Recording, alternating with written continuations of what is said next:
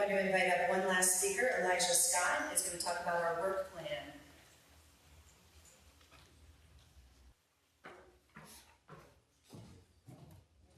Good morning. So, talking about the work plan sounds terribly unexciting. But I'm going to do it. But before I do that, I was inspired by Una's keynote this morning. I promise I'm not going to sing, don't worry. And then some of the conversation after that talk a little bit more about the why of what it is that we're doing, why we're here to talk about OER and all these different parts of this conversation. So, I've spent 20 years or so working in college and university libraries, and I've probably talked to thousands of students over that period of time, and I've learned a little bit from them. But I want to give you two examples of the why.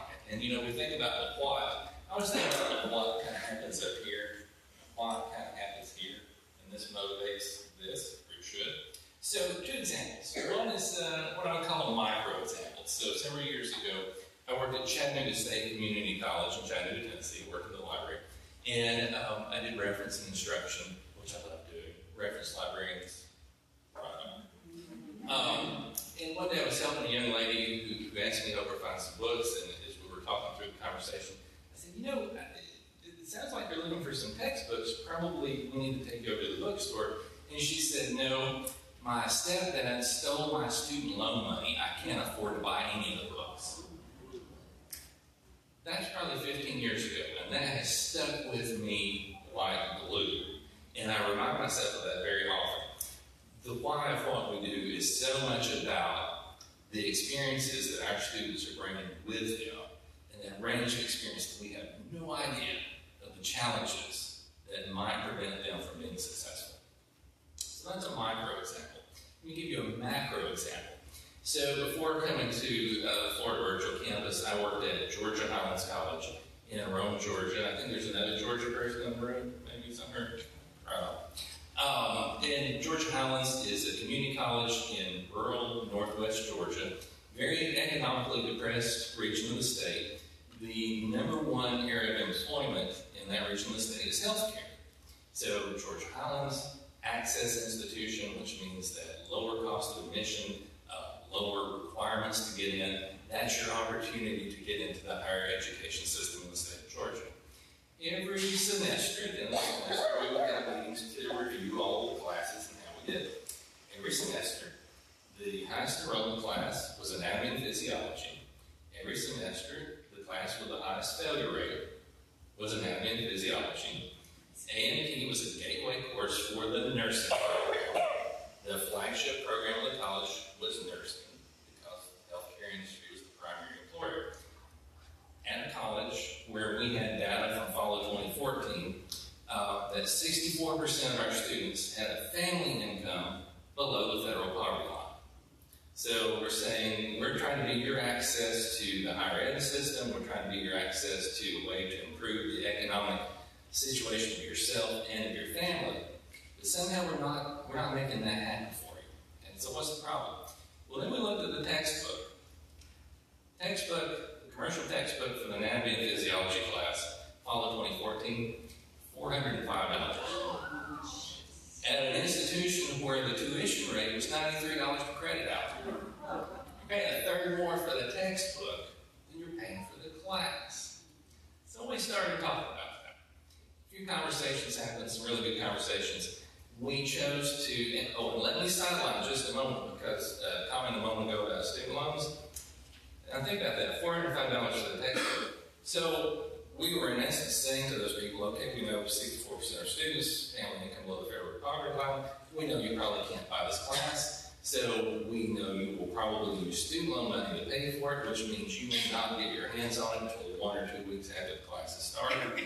We know the data shows that every day that goes by that you don't have the textbook, your chance of success in the class diminishes. And in essence, we're then asking you to pay interest on this textbook for 30 years for that student loan. And none of this is logical to me in this part of the brain. And it hurts over here too. So we started having conversations and we identified an OpenStax and e-textbook. We switched to that textbook. And I then left Georgia Highlands not long after that, but of course I had a lot of friends there and I stayed in touch with them. So a while back I got in touch with the dean of that department and said, hey Greg, how's that working out? what change have you seen? Because we talk about cost. Cost is an important factor. What change have you seen in outcomes, student success? And so he said, we know when we looked at this in fall of 2014, that fall semester, the failure rate across all sections of anatomy and physiology at the college was 61%. 61% of the students who took that course failed to successfully complete it. So we changed the OpenStax textbook. He said they made some other tweaks to the teaching methodology to go along with that. For fall of 2017, failure rate dropped to 30%. So if you say to any instructor, I have an instructional intervention for you that can double your success rate, they're probably going to latch onto that. Okay, so just some more thinking about the why of what we do. And I didn't say it. Now, a few logistical things. So, we know that the rest of the conference is structured around breakout sessions, around work groups and things like that. So we had a few thoughts on how to make this successful. So how many of you teach or have taught? And how many of you have had a class where you tried everything you could to get people engaged and they just sit there and look at you? Okay, so don't be that class today. Don't be that class. This all depends on you. So in thinking about being open, because that's our theme, we would suggest to you that as you go into these breakout sessions, be open with the conversation. Make it a safe place. Be willing to express yourself. Be willing to throw out ideas, even if maybe you think, I'm not so sure about this idea myself. Be open to that, and as a fellow audience, be receptive to those ideas, and be very active in the conversation. Let's ask some hard questions, too. And nice young lady here in the red sweater, you asked a hard question earlier. I actually want to talk to you a little bit more about that question during the break. Ask those hard questions, because the only way that we can find good solutions and good pathways to overcome these challenges will be by asking those hard questions. And there's no one solution. So we need to ask those hard questions. And of course, during the sessions, feel free to take care of yourself, stand up, walk around, take a break. I'm having some back issues myself, so if you see me standing in the back of the room, that's why. We all understand that. Now, note on the agenda that many of the sessions will take place here in this ballroom, but then also the breakout sessions will be in the 3 rooms across the hallway. For the individual sessions, you're free to choose any topic of personal interest, so go where you like. We suggest you might want to go with those sessions that align with your discipline and your area of work. But then for the work group sessions, once you pick a group and you follow that group, please stay with that group, because the sessions build on one another. So this will be a cumulative process as we go through the conference. And then I think the other important thing that I have to tell you is about lunch, because lunch is always important.